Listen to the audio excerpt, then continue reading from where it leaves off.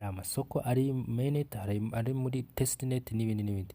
Kubera ko twamaze gufungura Pi, turakanda hano handitse ngo explore, tukanda hano handitse ngo explore the ecosystem, turebe ubundi ecosystem Pi iri kudumya iduha update zayo bimeze bite.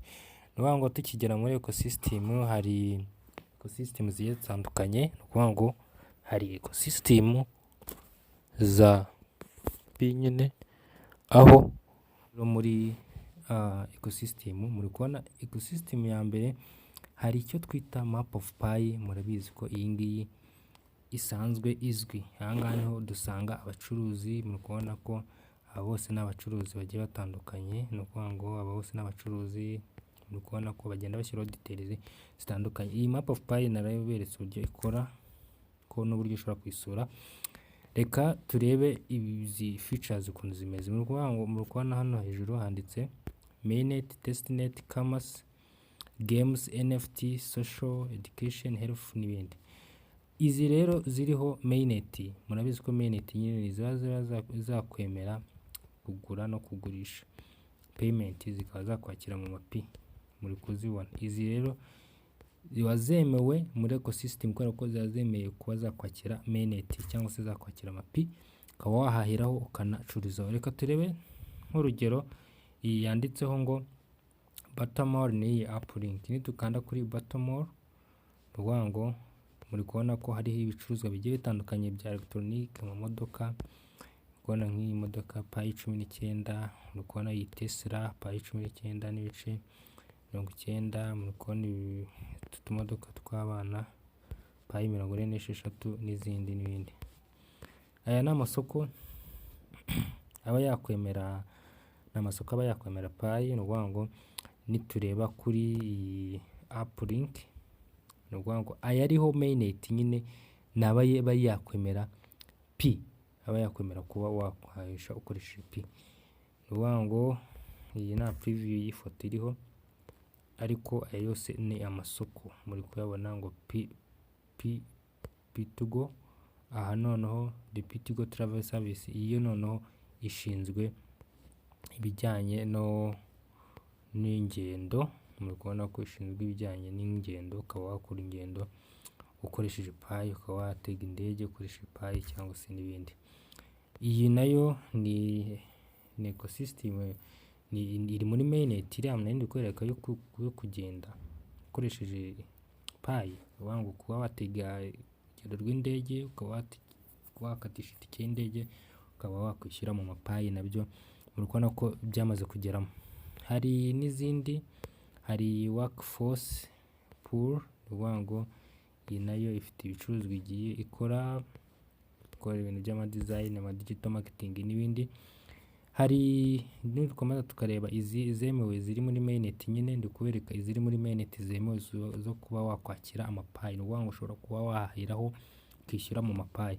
Muri kubona ko ahangaha amagare, curuza ibintu bitandukanye ku makompiyuta, mu modoka n'ibindi. Iyi Global Pi Market nayo iremewe, nuko yo bita GPM Global Pi Market, nayo ni isoko ryemewe. Ni ukuvuga ngo riri muri ecosystem. Hakaza ni nyinshi, n'amasoko menshi amaze kwemerwa muri mainnet. Nk'uko mubona ndi kureba izo muri mainnet gusa, bivuze ko amasoko ari kugenda develop. Kandi icyiza nuko Pi nayo ubwayo yamaze kwemeza ko aya masoko ahari nyine. Nkubona nk'iyi ngo mainnet picked place, muri kubona ibyo icuruza bijyanye n'ibiribwa, products z'ibiribwa n'ibindi. Hari izi za kambereke n'izindi zihari, n'izindi kabisa.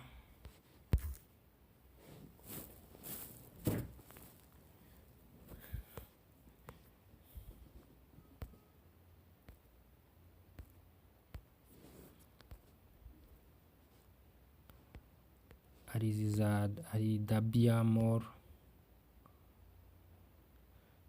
Mall nirahari, ubona ko icuruza ibintu bijyanye n'amalaptop, iPhone n'ibindi. hari nuwa ngo ni nyinshi, amasoko ni menshi ari kugenda yiyongera. Hari Radio for Us, ukubona ko iyi nayo ibyo ikora, ukubona iyo ni amaradiyo. Guys, ecosystem ya Pi irubakitse kabisa, kandi mumenye ko ibi tuzajya tubikenera ni nyinshi. Hari na za internet speed, Explore Pi, Pet for Pi n'ibindi.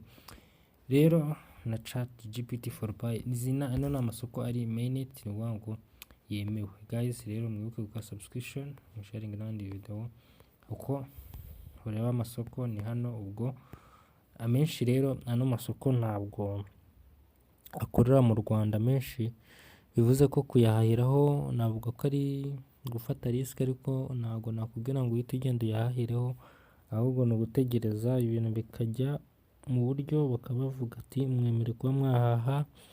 Izi ecosystem ziramutse ziteje ikibazo, hari ibihano bazigenera, cyangwa se hari uburyo bwo kuba wagaruza Pi zawe mu gihe zaba ecosystem runaka itengushye abantu. Gusa sinizera ko iyo wamaze kwishyura payment muri cryptocurrency ntabwo zijya zigaruka. Icyo cyo ngo iyo wamaze kwishyura payment muri cryptocurrency kuba zagaruka bigoye. Ubwo rero icyo navuga ni uko mugomba gushishoza mbere yo kuba mwakoresha ecosystem. Mwakoze, Imana ibarinde, mukomeze muvuge neza.